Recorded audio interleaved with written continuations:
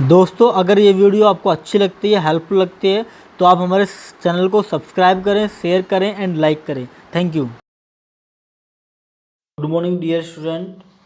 Today we are starting a new chapter of class 10th physics, that is light, reflection and refraction.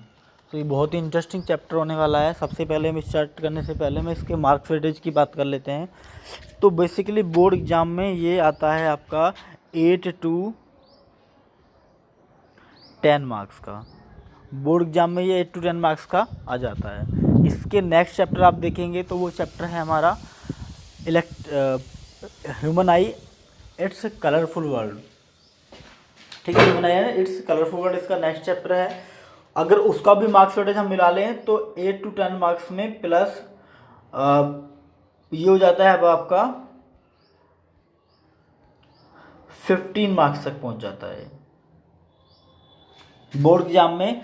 अगर 11 chapter 10 plus 11 दो chapter मिला ले जाएं, क्योंकि दोनों ही लाइट के चैप्टर, ध्यान रखना, both are related to each other. If you don't study chapter number 10 then you can not study about chapter number 11 because this is the basic, this chapter is the basic and 11 chapter is the phenomena and application of this chapter. So you have to study this chapter basically and clearly. ठीक है, तो start करते हैं। Basically जैसा आप लोग अपने around में बहुत सारे फिनोमेना देखते हैं लाइट के, जैसा आपने देखा होगा बेसिकली आपके अराउंड में क्या बनता है, रेनबो बनता है कभी कभी आफ्टर रेनिंग। जब आप मिरर में फेस देखते हैं यहाँ पर होते हैं, लेकिन दिखाई कहाँ पर देते हैं, यहाँ पर दिखाई देते हैं। ऐसा क्यों होता है जबकि आप इधर होते हैं?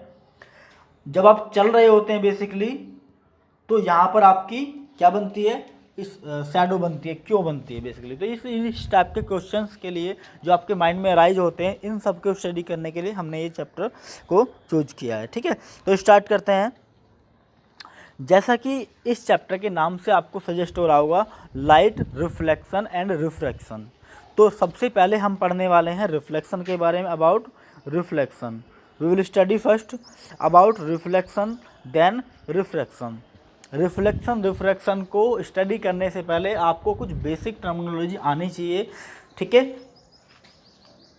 क्या क्या है वो basic terminology? Basically these basic terminologies, जैसे आपको पता होना चाहिए व्हाट इज लाइट।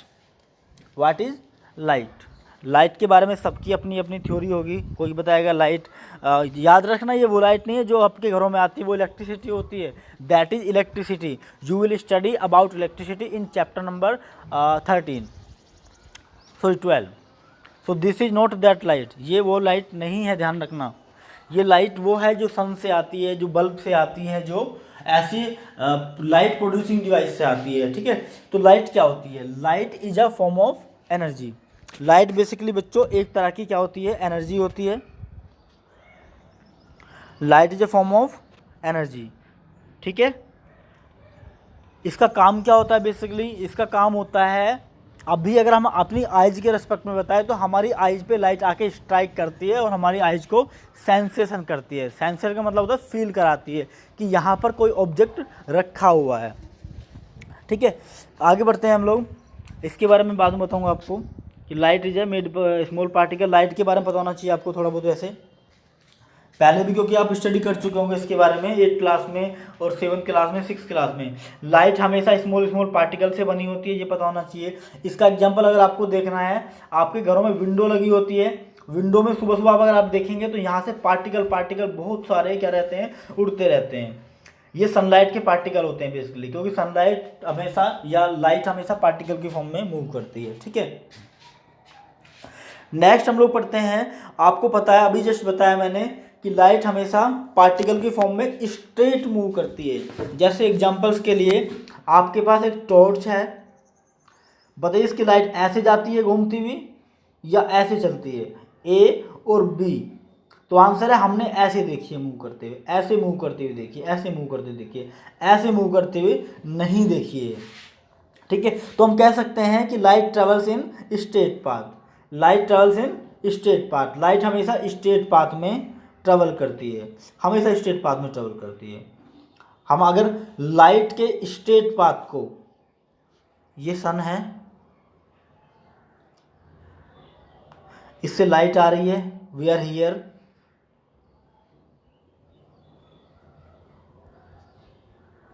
यहां से अगर लाइट आ रही होगी तो ऐसे तो आ रही होगी लाइट, ठीक है। अगर मैं इसको ड्रॉ करना चाहूं तो ऐसे तो ड्रॉ कर पाऊंगा या नहीं? तो what is this arrow cold, इस एरो को हम क्या बोलते हैं? तो आंसर है, अगर ये सिंगल है, if this is a single arrow then this will is called ray of light. क्या कहेंगे इसको? Ray of light. हमें पता है path travelled by the light is represented by straight line. जो लाइट ट्रेवल करती है किसी पाथ पे तो किस लाइन से ड्रॉ करते हैं? बिल्कुल स्ट्रेट लाइन से उसको हम ड्रॉ करते हैं। और स्ट्रेट लाइन को क्या बोलते हैं? इसको रे ऑफ लाइट बोलते हैं। This straight line is known as ray of light. Like this, like this, like this, like this. अगर हमारा सन इधर है, हम यहाँ पर खड़े हुए हैं, तो लाइट इधर जाएगी। अगर हम यहाँ पर हैं तो लाइट इधर जाएगी। If we are here then light will go this side. If we are here then light will go this side. If we are here light will go this side. तो लाइट हमेशा straight path में चलती है, but arrow अगर हमें उसको draw करना है, if we wants to draw in your notebook, तो you have to study, you have to draw like this, like this. आपको ऐसे ड्रॉ करना पड़ेगा, ठीक है। तो रे ऑफ लाइट क्या होता है? It is the representation of light, it is the representation of light. Next बात करते हैं बीम ऑफ लाइट। अगर हम बात करें आपसे, क्या सन से या किसी भी सोर्स ऑफ लाइट से सिंगल रे आती है? बताइए, क्या सिंगल रे आती है किसी भी सोर्स ऑफ लाइट से? सन से या टॉर्च या किसी से भी? तो आंसर है, सिंगल रे कभी भी नहीं आती है, हमेशा रे ग्रुप में आती है। बहुत सारी रे एक साथ आती हैं, बहुत सारी ray. Loads of ray comes towards to each other. क्या ये सिंगल रे है? तो आंसर है, this is not single ray, these are the group of ray, these are the group of ray. इस ग्रुप ऑफ रे को हम basically बोलते हैं बच्चों beam of light, beam of light.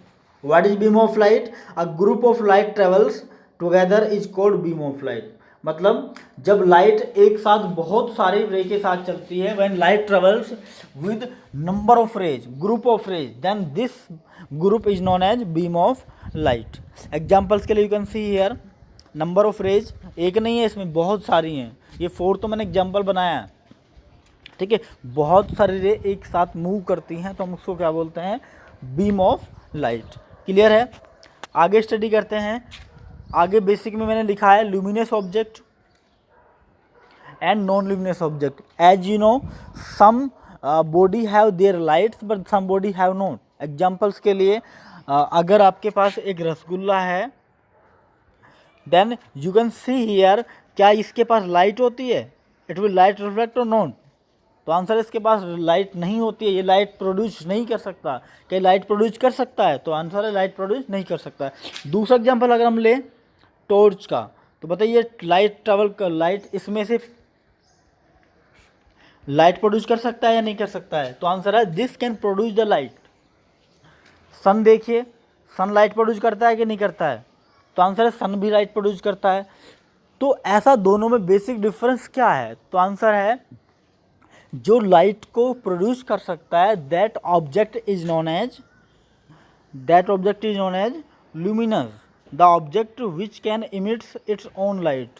जिसके पास अपनी खुद की लाइट होती है उसको हम क्या बोलते हैं? ल्यूमिनस ऑब्जेक्ट बोलते हैं। क्या बोलते हैं इसको? ल्यूमिनस ऑब्जेक्ट, ठीक है। और जिसके पास अपनी खुद की लाइट नहीं होती हम उसको नॉन ल्यूमिनस ऑब्जेक्ट बोलते हैं। Non luminous object, the object which does not passes it's own light. जिसके पास अपनी खुद की लाइट नहीं होती है उसको हम क्या बोलते हैं? बेसिकली उसको हम नॉन ल्यूमिनस ऑब्जेक्ट बोलते हैं। एग्जाम्पल्स के लिए हमारे जो प्लेनेट होते हैं, अर्थ होती है, मार्स होता है, इनके पास अपनी खुद की लाइट नहीं होती है।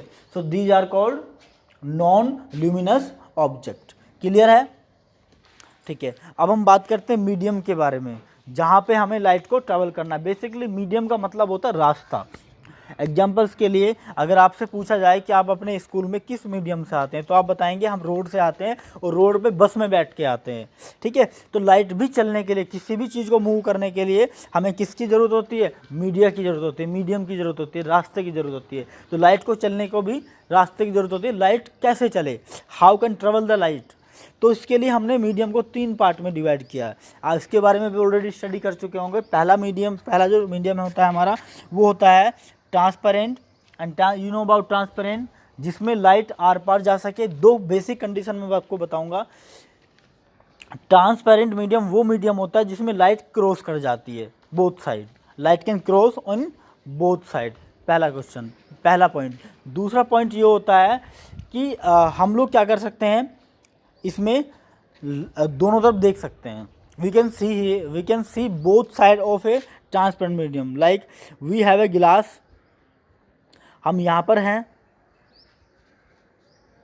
आपका दोस्त यहाँ पर है, तो आप इसको आसानी से इसके आर पार देख सकते हैं। ये पहचान होती है किसकी? ट्रांसपेरेंट मीडियम की। ऐसा क्यों हो पाया? तो आप आंसर बताएंगे कि क्योंकि इसमें लाइट एंटर कर सकती है, लाइट क्रॉस कर सकती है। Light can cross the transparent medium, light transparent medium को क्रॉस कर सकते हैं, इसलिए ऐसा हो रहा है। क्लियर है? दूसरा मीडियम बेसिकली आता है, दूसरे मीडियम के बारे में भी 2 बात बताऊंगा आपको मैं। पहला कि लाइट ओपेक, हम दूसरे मीडियम के बारे में पढ़ते हैं opaque medium, that is opaque medium. तो ओपेक मीडियम के अगर बारे में हम बात करते हैं, तो ओपेक मीडियम बेसिकली क्या होता है? Opaque medium just transparent medium का अपोजिट होता है। What the means of opaque? Opaque means जिसमें कुछ भी क्रॉस ना कर सके, ना तो हम आर पार देख सकते हैं। This is a wall of our house, हम यहाँ पर हैं, ये आपके क्लास की वॉल है, क्लास 12th की वॉल, 10th की वॉल है। और this in this side this is 12th class, यहाँ पर भी स्टूडेंट बैठे हुए हैं। But you can not see there, आप इस दीवार के पीछे क्या है नहीं देख सकते। ऐसा क्यों हुआ? Because light can not travel through the wall, light cross नहीं कर सकती इस वॉल को, इसलिए आप आर पार इसमें नहीं देख सकते। अगर इसमें लाइट क्रॉस कर पाती तो आप दोनों साइड में देख सकते थे। तो ये कैसा मीडियम हुआ? This is a opaque medium. जैसे ब्लैक बोर्ड होता है, ब्लैक बोर्ड के आगे पीछे आप नहीं देख सकते दूसरी साइड। जैसे किसी भी चीज़, ऐसी चीज़ जिसके आर पार हम नहीं देख सकते, that is called opaque medium. Third is translucent. Translucent दोनों का मिडिल होता है, इसके बारे में ज़्यादा स्टडी नहीं कर क्योंकि हमारे किसी काम का है नहीं। जैसे एग्जाम्पल्स के लिए कोई मीडियम को, बहुत सारे मीडियम ऐसे होते हैं जिनके आर पार पूरी तरह से हम नहीं देख पाते। एग्जाम्पल्स के लिए पॉलीथीन होती है,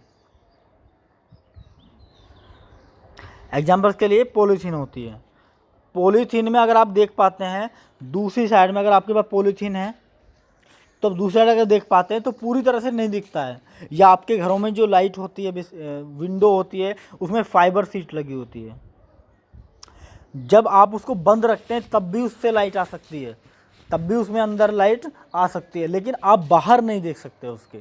ऐसे मीडियम को बोलते हैं हम ट्रांसलूसेंट, जिसमें लाइट तो आ जाए लेकिन हम आर पार नहीं देख सकते हैं।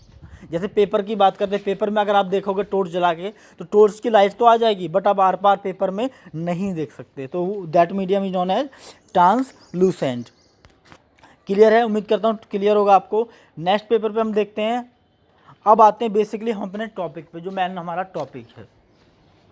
हमारा बेसिकली मेन टॉपिक है रिफ्लेक्शन ऑफ लाइट। फर्स्ट पढ़ते हैं हम reflection of light. What is reflection of light? So आपने देखा होगा, जैसे आप लोग क्या करते हैं, आपके पास ये वॉल है, दीवार है ये, अगर आप बॉल को थ्रो करते हैं यहाँ पर, if you throw this ball in this side, तो क्या समझते हो, क्या यहीं पे आ जाएगी, यहीं पे चिपक जाएगी? क्या ये बॉल यहाँ पे चिपक जाएगी कि यहाँ से चली जाएगी किसी direction? You can C in your home, आप अपने घर में देख सकते हैं। आप क्या करें, ये फर्श है आपका, आप बॉल लें, यहाँ पर मारें, क्या बॉल आपके पास वापस आएगी? क्या बॉल यहाँ पर जाएगी या इधर चली जाएगी? तो आंसर है this side, ball which goes this side. ऐसा क्यों हो रहा है? लाइट ये जो बॉल है वो दीवार से क्यों नहीं चिपक रही है या सीधा वापस आपके पास क्यों नहीं आ रही है, या आप यहाँ से थ्रो करें तब आपके पास वापस आ जाती है, ऐसा क्यों होता है। तो बेसिकली यहाँ पर आप एक चीज़ देख रहे होंगे कि आपने जो चीज़ थ्रो की वो स्ट्राइक करने के बाद आपकी तरफ आ रही है, मतलब ऊपर की तरफ आ रही है। ऊपर का मतलब होता है उस सरफेस के अंदर एंटर नहीं कर रही है। ऐसे ही बच्चों लाइट का भी होता है कि जब भी लाइट क्या होता है, व्हेन लाइट स्ट्राइक टू, ये क्या दिखाई दे रहा है आपको, दिखाई दे रहा है ये क्या है, ये रे है। जब भी रे किसी सरफेस से स्ट्राइक करती है तो वो हमेशा बाउंस बैक करती है। जब भी रे, ये रे आ रही है लाइट की, जब भी रे किसी भी सरफेस से, ये दीवार है मान लो, इससे स्ट्राइक करती है तो हमेशा ये बाउंस बैक करती है। क्या करती है, ये बाउंस बैक करती है। और इस लाइट के बाउंसिंग बैक को, लाइट के टकराने के बाद वापस मुड़ने को बोलते हैं हम reflection of light. Reflection of light समझ आए। दोबारा सुनिए क्या बता रहा हूँ मैं ये बता रहा हूँ आपको कि लाइट जो है बेसिकली, लाइट हमेशा स्ट्रेट पाथ में ट्रेवल करती है। ये मान लो इससे टकरा जाती है, टकराने के बाद ये हमेशा वापस जाती है, टकराने के बाद ये हमेशा वापस जाती है। इसको बोलते हैं रिफ्लेक्शन ऑफ लाइट। क्या जब आप बॉल थ्रो करते हैं दीवार में तो वापस आती है कि नहीं आती है, इसको आप क्या बोलते हैं, बैक बोलते हैं नहीं बोलते हैं, बाउंस भी है, बाउंस बैक बोलते हैं नहीं बोलते हैं। तो इस बाउंसिंग बैक ऑफ लाइट को, अगर इसकी जगह हम लाइट ले लें तो bouncing back of light is known as reflection of light. Clear है ये आपको, ठीक है, क्लियर है। The bouncing back of light when beam of light, याद रखना बीम ऑफ लाइट, एक रे से हम दिखा रहे हैं, लाइट हमेशा बहुत सारे बीम आते हैं। The bouncing back of light when beam of light strike to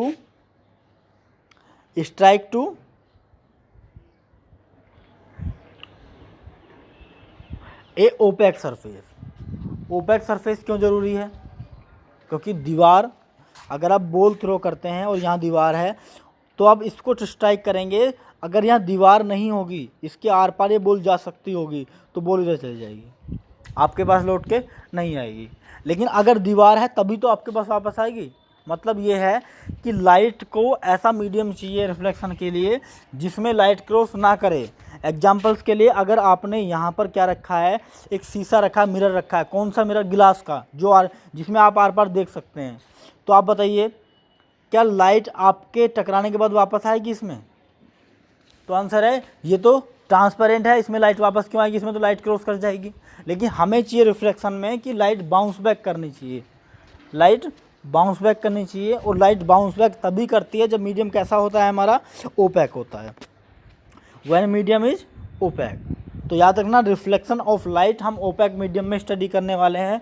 और this bouncing back of light is known as reflection of light, ठीक है। इसको दूसरी तरह से भी लिखा है मैंने, when light comes from source of light. Source का मतलब होता है जहाँ से भी कहीं से लाइट आ रही है, सन से, टॉर्च से, बल्ब से, ट्यूबलाइट से, कहीं से भी, ठीक है। When light comes from source of light, जब भी लाइट किसी सोर्स से आती है, it strike to a opaque surface, और ओपैक सरफेस से टकराती है तो इट बाउंस बैक ऑलवेज, ये हमेशा वापस बाउंस बैक होती है। और this bouncing back of known as, इस प्रोसेस को क्या बोलते हैं, रिफ्लेक्शन ऑफ लाइट बोलते हैं। This bouncing back of light is known as reflection of light. Clear है, समझ आया होगा आपको। सुनिए अब इसमें बेसिकली कुछ डायग्राम देख लेते हैं हम, डायग्राम का बेसिक देख लेते हैं। जैसे फर्स्ट है हमारा incident ray. What is incident ray?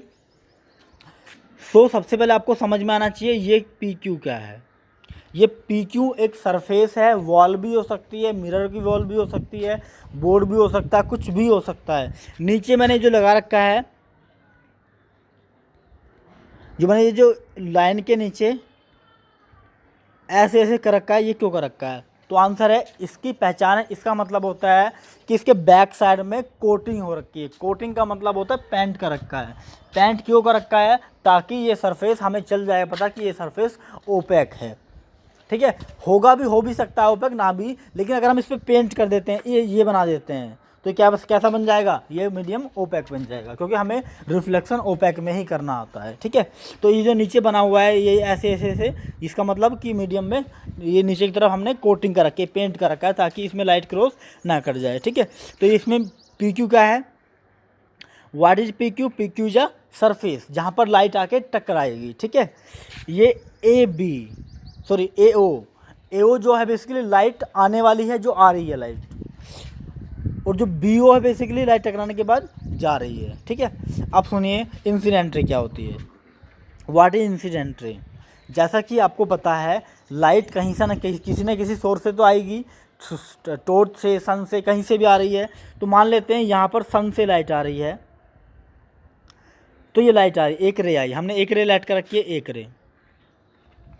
तो जो भी लाइट रे, इंसिडेंट रे किसको बोलते हैं, जो भी लाइट रे किसी सोर्स से आ रही है, द लाइट रे comes from source of light, this is called ray of incident ray.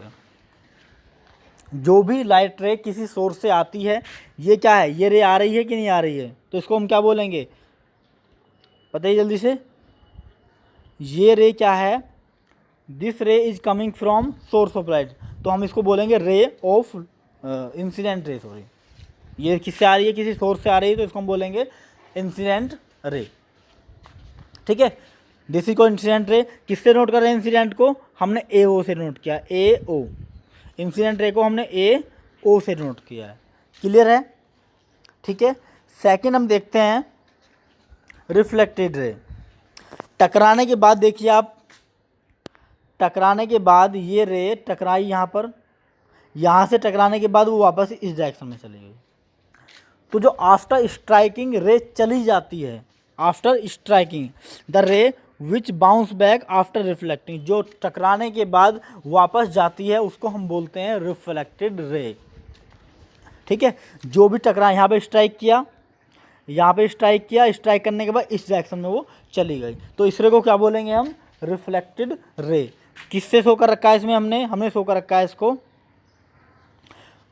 हमने शो कर रखा है इसको बी ओ से शो कर रखा है, बी ओ। तो व्हाट इज बी ओ या O B, it is reflected ray. Clear है। थर्ड देखते हैं कि हम इस पॉइंट को क्या बोलते हैं, जहाँ पर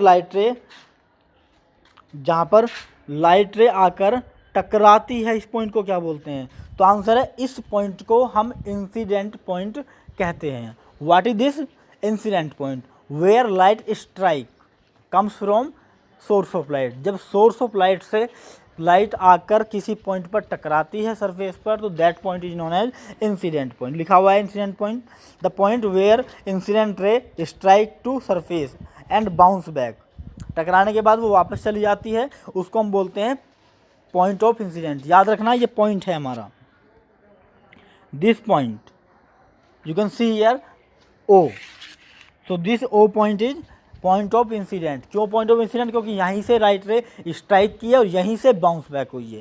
क्लियर है। And next term is normal.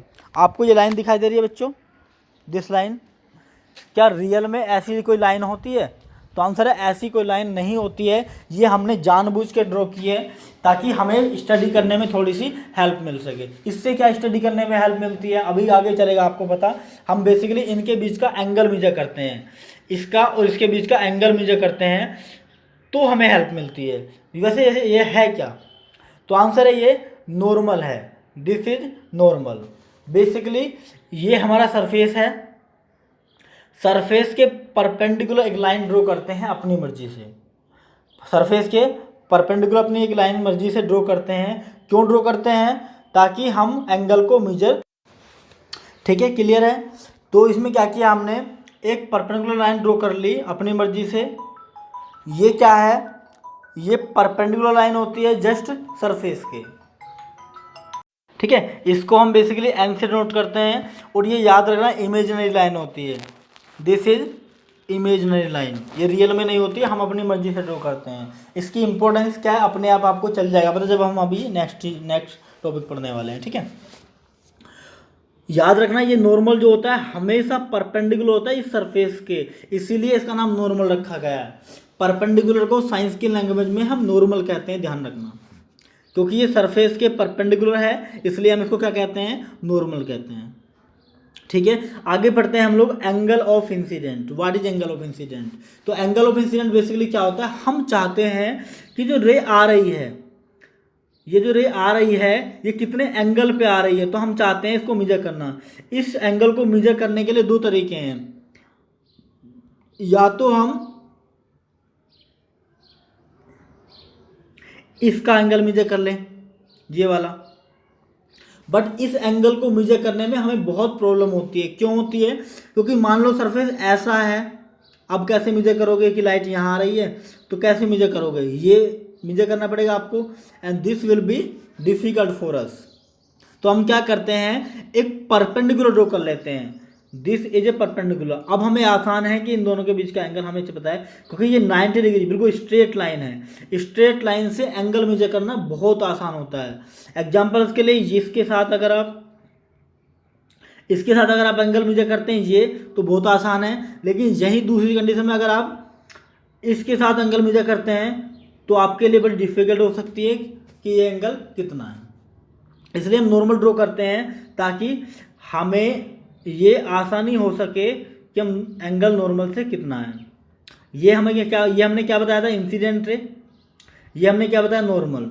अब इन दोनों के बीच का जो एंगल होता है बेसिकली बच्चों, इसको बोलते हैं हम एंगल ऑफ इंसिडेंट। क्या बोलते हैं इसको? एंगल ऑफ इंसिडेंट, या इंसिडेंट भी कहीं पे लिखा होता है। What is angle of incident? Angle of incident is the angle between this and this.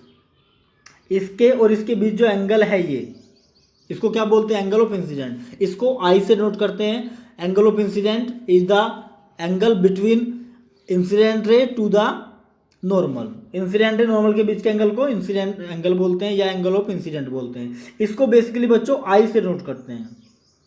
This is called, इसको हम आई से नोट करते हैं। ठीक है, दूसरा एंगल हमने मेजर करना चाहा कि चलो लाइट आई तो आई एंगल पे, एंगल ऑफ इंसिडेंट पे, तो लाइट गई किस एंगल पे, तो हमने फिर से नॉर्मल से इसके बीच में एंगल मेजर कर लिया। इसको हम डिनोट करते हैं आर से। इसको हम बोलते हैं angle of reflection. Angle of reflection किस किस के बीच का एंगल होता है? तो आंसर है नॉर्मल के और रिफ्लेक्टेड रे के बीच का एंगल होता है। The angle between normal and reflected ray is known as angle of reflection. Clear है यहाँ तक? कोई डाउट तो नहीं है? ठीक है, इसको हम स्मॉल आर से नोट करते हैं। नेक्स्ट हम टॉपिक पढ़ते हैं, ये समझ आया तक आपको? नेक्स्ट टॉपिक हम लोग पढ़ते हैं कि अगर ये रिफ्लेक्शन था, bouncing back of light reflection था, ये एंगल आई था, ये एंगल आई था और ये एंगल आर था, ये इंसिडेंट रे थी, रिफ्लेक्टेड रे थी, ये नॉर्मल था, और ये हमारा क्या था, ये हमारा क्या था बेसिकली, ये हमारा सरफेस था। ठीक है, तो क्या ये किसी रूल्स को फॉलो करते हैं या एवं ही कुछ भी कहीं से भी रिफ्लेक्ट हो जाते हैं? तो आंसर है reflection of law rule follows some rules. वो रूल्स क्या क्या हैं उनको बोलते हैं लॉ ऑफ रिफ्लेक्शन। क्या क्या है वो रूल्स? पहला रूल से याद रखना बच्चों, बहुत इंपॉर्टेंट टॉपिकों में से एक है ये। First rule is incident ray, आपको दिखाई दे रहा होगा, आपने क्या किया, बॉल को लिया, ये फर्श है, फ्लोर आपके घर में, ठीक है, जिस बॉल को आपने यहाँ पर थ्रो किया, यहाँ पर थ्रो किया, तो ये कौन सी रे कहलाएगी, इंसिडेंट रे कहलाएगी। यहाँ से स्ट्राइक करने के बाद इधर चली गई बॉल, ये कौन सी रे कहलाएगी, रिफ्लेक्टेड रे कहलाएगी। ठीक है, ये हमने बीच में क्या ड्रॉ कर दिया, नॉर्मल, अपनी मर्जी से, ये क्या है, नॉर्मल है। अब बताइए मुझे, क्या आपने बॉल को ऊपर से थ्रो किया, टकराने के बाद ऊपर की तरफ जाएगी या नहीं, आपकी तरफ आएगी या नहीं आएगी? तो आंसर है हमारी तरफ से, अगर हमने थ्रो किया तो हमारी तरफ ही आएगी। ठीक है, तीसरा नॉर्मल, नॉर्मल भी आपने इस फर्श के परपेंडिकुलर ड्रॉ किया है, तो आप ये कह सकते हैं या नहीं कह सकते हैं कि तीनों, चाहे वो इंसिडेंट रे हो, चाहे वो रिफ्लेक्टेड रे हो, चाहे वो नॉर्मल हो, तीनों सेम प्लेन में लाई करते हैं। क्योंकि आपने फर्श पे अभी देखा था, ऊपर से बॉल फेंकी, ऊपर कोई बॉल गई, और नॉर्मल भी आपने यहीं ड्रॉ किया है, तो क्या तीनों सेम प्लेन में लाई करते हैं या नहीं? तो आंसर है तीनों सेम प्लेन में लाई करते हैं। इंसिडेंट रे कौन कौन? Incident ray, reflected ray and normal, तीनों किस में लाई करते हैं? सेम प्लेन में। Incident ray, normal and reflected ray lies on same plane. Clear है? दूसरा हम देखते हैं, दूसरा नियम बेसिकली ये है, हमने देखा कि जितने एंगल से हम इसको थ्रो करते हैं, जितने एंगल से हम थ्रो करते हैं उसको हम एंगल ऑफ इंसिडेंट बोलते हैं। जिस एंगल से हमें रे मिलती है उसको हम एंगल ऑफ रिफ्लेक्शन बोलते हैं। पिछले स्लाइड में आपको बता चुका हूँ मैं। तो हमने ये देखा कि एंगल आई हमेशा एंगल आर के इक्वल होता है। ठीक है, this is the second statement. What is second statement? So angle of incident is always equal to angle of reflection. ठीक है, दो स्टेटमेंट बताया, incident ray, normal, reflected ray lies on same plane. Second statement, angle of incident is equal to angle of reflection, हमेशा होता है, ध्यान रखना। ठीक है, नेक्स्ट पढ़ते हैं हम लोग। इसके लिए एक चीज़ और ध्यान रखना, बेसिकली रिफ्लेक्शन दो तरह का होता है, एक ऐसे सरफेस पे होता है, एक ऐसे सरफेस पे होता है। याद रखना, यहाँ पर जो रिफ्लेक्शन होता है वहाँ पर भी ये नियम वैलिड है, यहाँ पर जो रिफ्लेक्शन होता है वहाँ पर भी ये नियम वैलिड है। मतलब ये है, ये इर्रेगुलर सरफेस है, ये रेगुलर सरफेस है, तो law of reflection regular surface पे भी वैलिड है और law of reflection irregular surface पे भी वैलिड होते हैं, ध्यान रखना। ठीक है, ये था आज के लिए, इतना ही काफ़ी है। बाकी नेक्स्ट वीडियो में आपको मैं स्टडी कराऊंगा। ठीक है, टुडे इज एनफ। आपको अच्छे से नोट्स बनाने हैं, इसके नोट्स मैं आपको पीडीएफ में सेंड कर दूंगा। आप उसको बहुत अच्छे से सिलेबस बना के, सिलेबस एंड इंट्रोडक्शन इंडेक्स बना के बहुत अच्छे से डेकोरेट करके नोटबुक बना के सेंड करेंगे। ठीक है, टुडे इज एनफ।